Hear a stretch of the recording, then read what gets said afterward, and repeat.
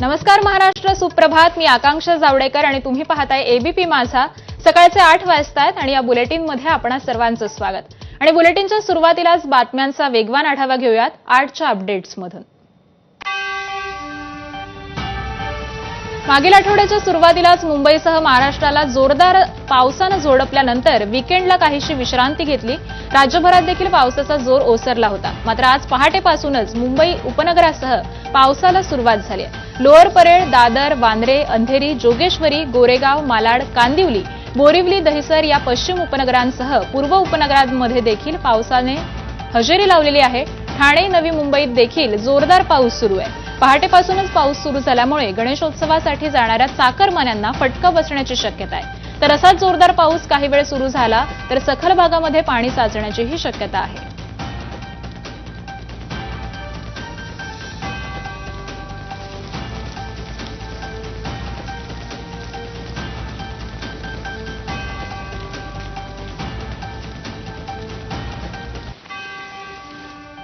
आठवड्याच्या पहिल्याच दिवशी पावसाचा जोर पुन्हा एकदा वाढलाय. मागील 4 दिवस पावसानं मुंबईत विश्रांती घेतली होती. मात्र आज पुन्हा एकदा सकाळपासूनच पावसानं जोर धरलाय. याचा परिणाम रस्ते वाहतुकीवर दिसतोय. दृश्यमानता कमी झाली आहे आणि वाहनांचा वेग देखील मंदावलाय. रेल्वे वाहतुकीवर देखील थोड्या वेळामध्ये फार मोठ्या प्रमाणावर परिणाम जाणवतोय आणि याचाच आढावा घेतलाय आमच्या प्रतिनिधींनी. पाहूयात. आठवड्याच्या पहिल्याच दिवशी मुंबईमध्ये पुन्हा एकदा जोरदार पावसानं सुरुवात केली आहे. आज सकाळपासूनच मुंबईसह उपनगरांमध्ये पाऊस कोसळताना आपल्याला पाहायला मिळतोय. पुढील काही दिवस अशाच पद्धतीची परिस्थिती असेल असं हवामान खात्याच्या वतीने सांगण्यात आलेलं आहे. 25, 26, 27 खास करून 26, 27 येलो अलर्ट मुंबईसाठी जारी करण्यात आलेला आहे. आज हवामान खात्याच्या वतीने जी माहिती देण्यात आली आहे त्यानुसार 5 दिवस मध्य महाराष्ट्र, विदर्भ, मराठवाड्यात काही ठिकाणी मुसळधार पावसासाठी अलर्ट देण्यात आलेला आहे. रायगड, पुणे, सातारा, कोल्हापूर जिल्ह्यासह घाटमाथ्यावरही पावसाचा येलो अलर्ट असणार आहे. मराठवाड्यात देखील मुसळधार पाऊस कोसळू शकतो असं हवामान खात्याचं म्हणणं आहे.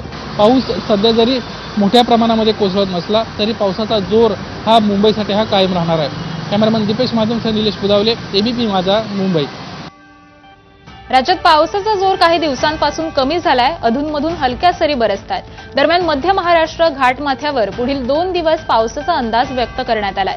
उर्वरित भागामध्ये ढगाळ वातावरण राहणार आहे. नैऋत्य मोसमी वाऱ्यांचा वेग कमी होताच राज्यामध्ये काही भागात पावसाचा जोर ओसरला.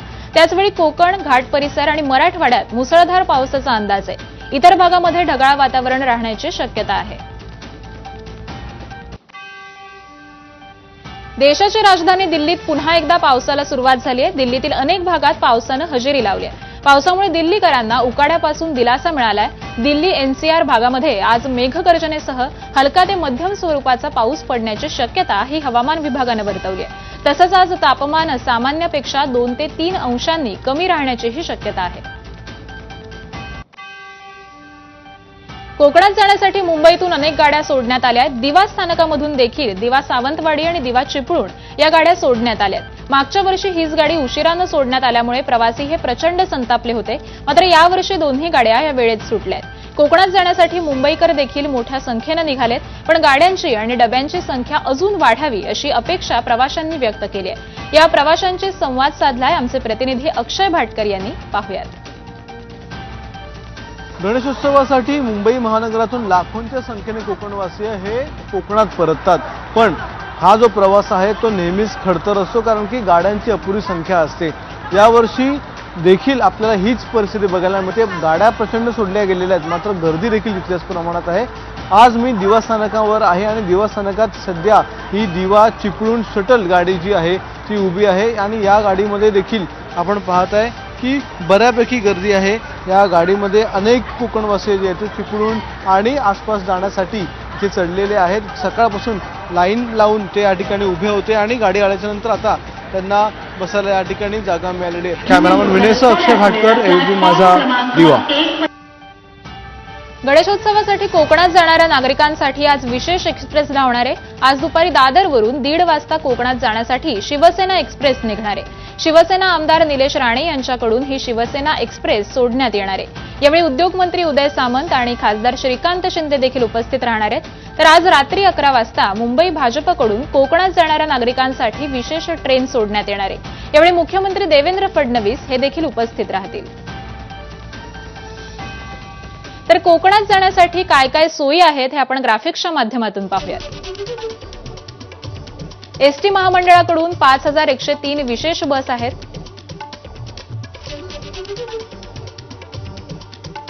मध्य रेल्वेकडून 306 विशेष रेल्वे गाड्यांची सोय करण्यात आली आहे.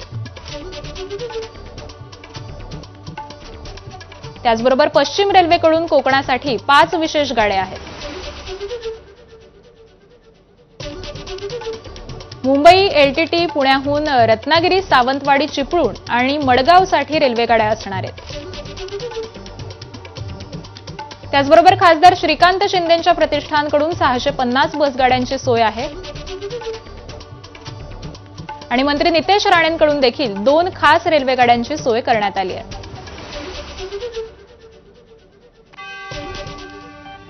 गणेशोत्सवापर्यंत 380 विशेष रेल्वे गाड्या चालवण्याचा निर्णय हा रेल्वेनं घेतला असून त्यापैकी अनेक रेल्वे गाड्या धावण्यास सुरुवात झाली आहे. मध्य रेल्वेनं आतापर्यंत 306 गणपती विशेष रेल्वे गाड्या चालवण्याचं जाहीर केलंय. त्यामध्ये आणखी 2 विशेष रेल्वे गाड्यांची भर पडली आहे. मुंबई ते नागपूर दरम्यान 2 विशेष रेल्वे गाड्या चालवण्यात येणार आहेत. एक विशेष रेल्वे गाडी ही 26 ऑगस्ट रोजी रात्री 12:30 वाजता छत्रपती शिवाजी महाराज टर्मिनसवरून निघेल आणि त्याच दिवशी दुपारी 3:50 वाजता नागपूरला पोहोचेल.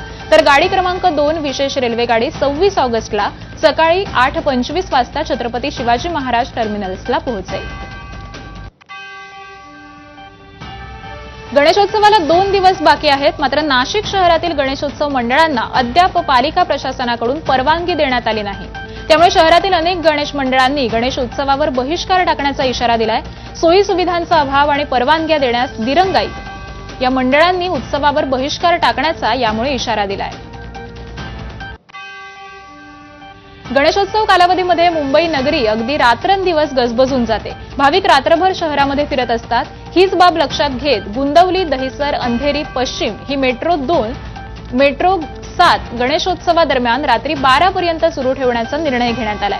या फेऱ्यांमुळे 28,000 अतिरिक्त प्रवासी हे उत्तर पश्चिम आणि उत्तर मुंबईतील गणपतींचं दर्शन घेण्यासाठी मध्यरात्रीपर्यंत मेट्रोनं प्रवास करू शकणार आहेत. 27 ऑगस्ट ते 6 सप्टेंबर या 11 दिवसांच्या अखेरची मेट्रो ही रात्री 11 ऐवजी 12 पर्यंत असणार आहे. त्यामुळे 12 फेऱ्या वाढणार आहेत. या मेट्रोच्या एका गाडीची क्षमता ही 2280 प्रवासी इतकी आहे.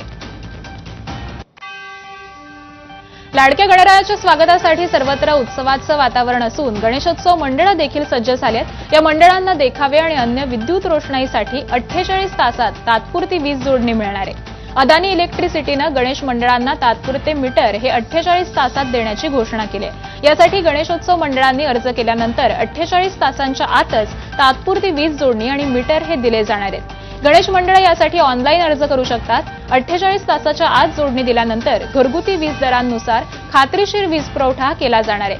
मात्र मंडळांनी अधिकृत जोडणीची घ्यावी असं आवाहन या कंपनीनं केलंय.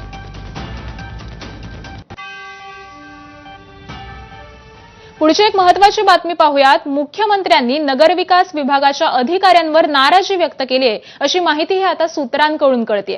राज्यातील विविध केंद्र सरकार प्रायोजित योजना या प्रभावीपणे राबवण्यात अपयशी ठरल्याबद्दल ही नाराजी असल्याचं कळतंय. एकनाथ शिंदेंच्या अधिकाराखाली नगरविकास विभाग हा येतो आणि त्याबद्दलच आता मुख्यमंत्र्यांनी नाराजी व्यक्त केली आहे. फडणवीसांनी बैठकीमध्ये आढावा घेतला आणि त्यानंतर ही नाराजी व्यक्त केल्याचं कळतंय. मात्र त्याचवेळी बैठकीमध्ये एकनाथ शिंदे हे उपस्थित नव्हते. त्यामुळे नगरविकास विभागाअंतर्गत असलेल्या अमृत 2 या योजनेअंतर्गत कल्याणकारी योजना राबवण्यात आल्याच्या प्रचंड विलंबनामुळे मुख्यमंत्री हे नाराज झालेत. आणि याच संदर्भातली अधिकची माहिती जाणून घेऊयात आपले प्रतिनिधी अभिषेक मुठाळ यांच्याकडून. अभिषेक, मुख्यमंत्र्यांनी आता एकनाथ शिंदेंच्या खात्याबद्दल नाराजी व्यक्त केली आहे, नेमकी काय माहिती आहे? केंद्र सरकारचा जी अमृत योजना आहे ती विविध राज्यांसाठी एकूणच मोठ्या प्रमाणात मदत होणारी ती योजना आहे, ज्यामार्फत मोठ्या प्रमाणात निधी जो आहे तो आपल्याला राज्य सरकारला मिळताना पाहायला मिळते. राज्य सरकारला त्यापैकी 9,000 कोटी हा निधी मिळालेला आहे. मात्र एकूणच नगरविकास विभागांच्या अधिकाऱ्यांकडनं कुठेतरी दिरंगाई होत असल्यामुळे हा निधी जो आहे तो व्यवस्थित खर्च केला जात नाही आहे. एकूणच अनेक गोष्टी त्यामध्ये आपल्याला प्रलंबित पाहायला मिळतात आणि यामुळे मुख्यमंत्र्यांकडनं नगरविकास विभागाच्या अधिकाऱ्यांवर एकूणच नाराजी व्यक्त करण्यात आलेली आहे. एकूणच अनेक ज्या गोष्टी आहेत यामध्ये प्रामुख्यानं जर का पाहायचं तर अनेक सँक्शन्स आहेत, मंजुरी आहेत, ती मिळवण्यासाठी अधिकाऱ्यांकडनं कुठेतरी टाळाटाळ होत आहे का, असे देखील प्रश्न निर्माण होत आहेत. एकूणच उपमुख्यमंत्री एकनाथ शिंदे यांच्या अखत्यारीखाली हा संपूर्ण विभाग येतो. मात्र एकूण ते शुक्रवारी या बैठकीसाठी आपल्याला उपस्थित नसल्याचं पाहायला मिळालेलं होतं. या संदर्भात जर का पाहायचं तर मुख्यमंत्र्यांची उपमुख्यमंत्री एकनाथ शिंदे यांच्या संदर्भात नाराजी नसल्याची माहिती आहे. मात्र अधिकाऱ्यांवर त्यांच्याकडनं तीव्र ताशेरे जे आहेत ते ओढण्यात आल्याचं सूत्रांकडनं कळत आहे. ठीक आहे. धन्यवाद अभिषेक, आपण दिलेल्या या माहितीबद्दल. कराडमधील मुक्कामानंतर उपमुख्यमंत्री अजित पवार कोल्हापूरमध्ये दाखल झालेत. अजित पवारांना कराडमधील वाहतूक कोंडीचा फटका बसला आणि त्यामुळे त्यांना कोल्हापूरऐवजी शासकीय विश्रामगृहातच मुक्काम करावा लागला. आज सकाळी ते कोल्हापुरात दाखल झालेत. कोल्हापूरच्या विश्रामगृहात ते नागरिकांच्या गाठीभेटी घेणार आहेत. गाठीभेटी झाल्यानंतर जिल्हाधिकारी कार्यालयामध्ये आढावा बैठक होणार आहे आणि या आढावा बैठकीनंतर अजित पवार यांची पत्रकार परिषद असेल. 27 ऑगस्टला संपूर्ण महाराष्ट्र गणपती बाप्पाच्या आगमनात व्यस्त असताना मनोज जरांगे समर्थकांसह जालन्याच्या आंतरवालीमधून मराठा आरक्षणासाठी मुंबईच्या दिशेनं कूच करणार आहेत. 29 ऑगस्टला गणपती घेऊनच मुंबईत प्रवेश करायचा असा निर्धार त्यांनी बीडच्या मांजरसुंबा या गावात पार पडलेल्या सभेमध्ये घेतला. दरम्यान या आंदोलनाच्या पार्श्वभूमीवर आज दुपारी 12 वाजता मनोज जरांगेंची पत्रकार परिषद होणार आहे. या पत्रकार परिषदेमध्ये मनोज जरांगे काय बोलणार याकडे सगळ्यांचंच लक्ष लागलंय.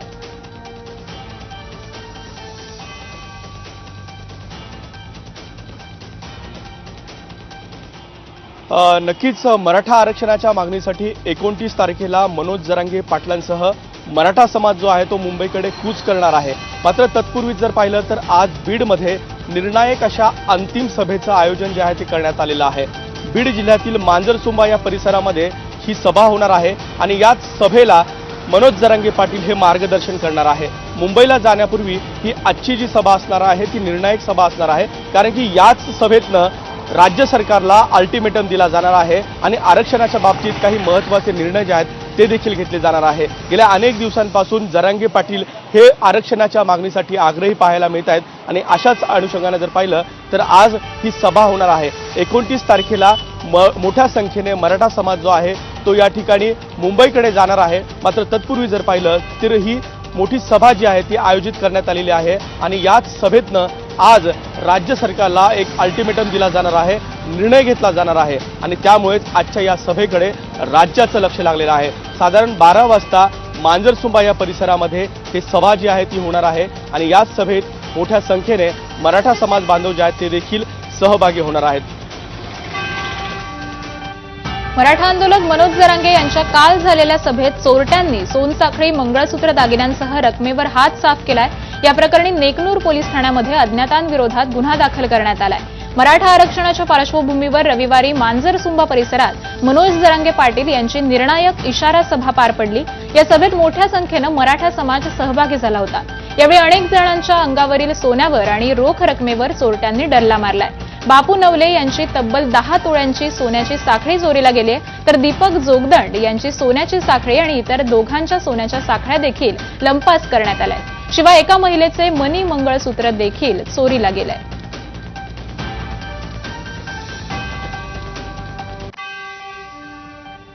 आणि पुढची एक ब्रेकिंग बातमी पाहूयात. मतचोरीच्या मुद्द्यावरून आमदार जयंत पाटील यांनी जत विधानसभेचे भाजपचे आमदार गोपीचंद पडळकर यांच्यावर अप्रत्यक्षपणे टीका केली आहे. काही जण स्वतःच्या गावात नाही तर दुसऱ्या भागातून 40 ते 50 हजार मतांनी निवडून येतात, हे शंकास्पद आहे. त्यामुळे हे निवडणुकीचे निकाल खरे आहेत का असा प्रश्न उपस्थित होतोय. जत इथं लोकशाहीर अण्णाभाऊ साठे यांच्या जयंतीनिमित्त आयोजित आदर्श शिक्षक पुरस्कार सोहळ्यामध्ये जयंत पाटील हे बोलत होते. या देशात पहिल्यांदा सामान्य माणसं विचार करायला लागतात त्याला हे निकाल लागतात हे खरे आहेत का? 5-10 हजारांना इकडे तिकडे समजू शकतो.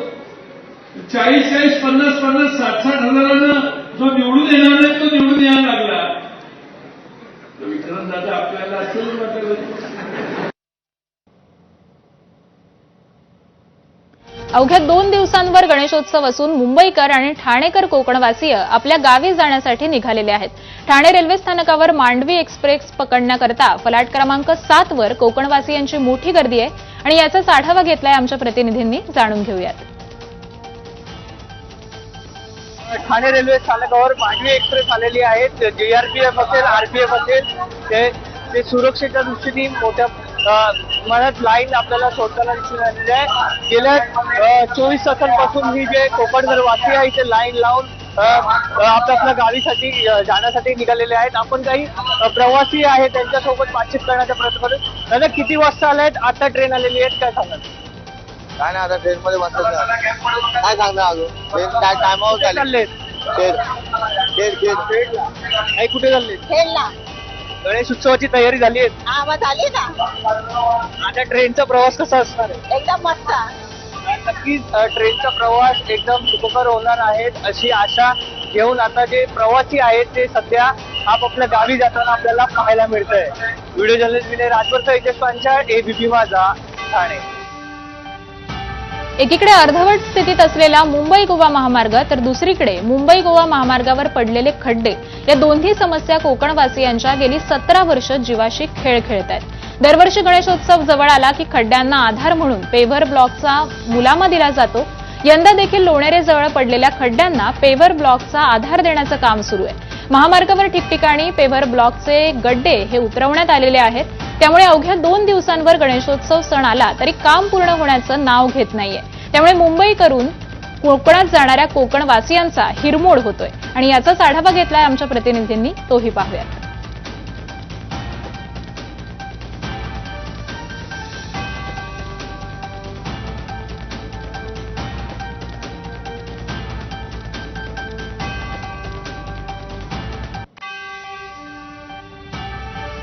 मंत्री नितेश राणे आज वराह जयंती साजरी करणार आहेत. मुंबई, नवी मुंबई आणि ठाण्यात वराह जयंतीनिमित्त नितेश राणे महाआरती करणार आहेत. चेंबूर पश्चिमेतील BMC कॉलनीत महाआरतीचं आयोजन करण्यात आलंय. तर नवी मुंबईच्या कोपरखैरणे सेक्टर 23 मधील गुरुद्वाराजवळ नितेश राणे महाआरती करणार आहेत. तसंच ठाण्यामध्ये इंदिरानगर, वागळे इस्टेट परिसरामध्ये देखील राणेंच्या हस्ते महाआरती पार पडणार आहे.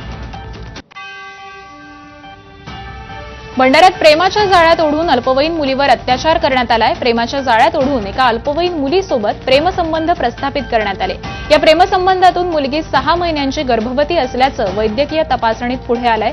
कुटुंबियांनी तरुणीविरुद्ध पोलिसांमध्ये तक्रार दाखल केली. हे प्रकरण भंडाऱ्याच्या तुमसर पोलीस ठाण्याच्या हद्दीतील एका गावात घडलंय. या प्रकरणी तुमसर पोलिसांनी आता आरोपीला अटक केली आहे.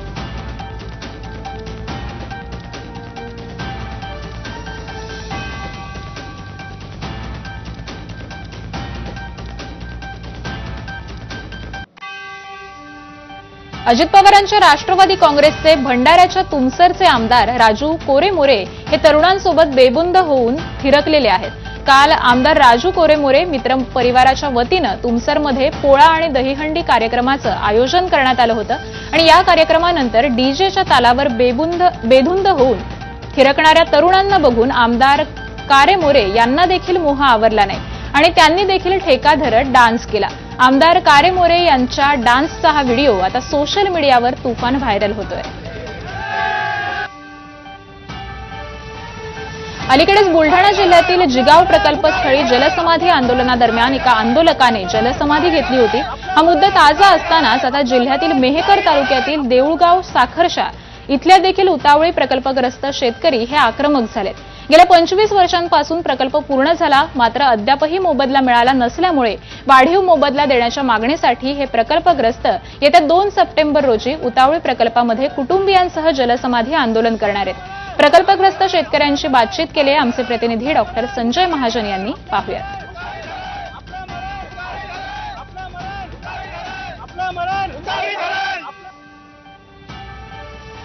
नवी मुंबई विमानतळावर अत्याधुनिक लँडिंग सुविधा असणार आहे. त्यामुळे खराब हवामानात सुद्धा नवी मुंबई विमानतळावर टेक ऑफ आणि लँडिंग शक्य होणार आहे. या लँडिंग सुविधेमुळे खराब हवामान असल्यास विमानांचा मार्ग बदलण्याची गरज पडणार नाही. अनेक वेळा लो व्हिजिबिलिटीमुळे इतर शहरांमध्ये विमान वळवली जातात. मात्र नवी मुंबई विमानतळाला ILS प्रणालीमुळे पायलटला सेफ लँडिंग हे करता येणार आहे. रेल्वेनं कोरोना काळामध्ये बंद केलेल्या राज्यातल्या 17 गाड्या 3 वर्षांनंतर देखील बंदच आहेत. यामुळे भाविक, कामगार आणि व्यापाऱ्यांचं मोठी गैरसोय होत असल्याच्या तक्रारी येत आहेत. लॉकडाऊन उठल्यानंतर या गाड्या लगेचच सुरू होतील असा अंदाज होता, पण झाल्याच नाहीत. त्यानंतर प्रवाशांनी आणखी वाट पाहिली, पण या गाड्या अजूनही सुरूच झाल्या नाहीयेत. वेळ आणि मार्ग उपलब्ध नसल्यामुळे या गाड्या सुरू केल्या जात नाहीत अशी माहिती मिळते. 17 गाड्या बंद असल्यामुळे या मार्गावर महागडी तिकीटं असल्यामुळे गाड्यांनी प्रवास करावा लागतोय. तर बंद असलेल्या 17 गाड्यांमध्ये कोणकोणत्या गाड्यांचा समावेश आहे ते आपण ग्राफिक्सच्या माध्यमातून पाहूयात. मुंबई कोल्हापूर सह्याद्री एक्सप्रेस, पुणे भुसावळ हुतात्मा एक्सप्रेस, मुंबई भुसावळ पॅसेंजर, त्याचबरोबर Mumbai Pandharpur, Mumbai Shirdi fast passenger, Mumbai Karjat Panvel shuttle, Kurla Manmad, Kurla Godavari express, Dadar Ratnagiri passenger या गाड्यांचा समावेश आहे. आणि यानंतर बुलेटिनमध्ये घेऊयात एक छोटासा ब्रेक. पाहत रहा एबीपी माझा.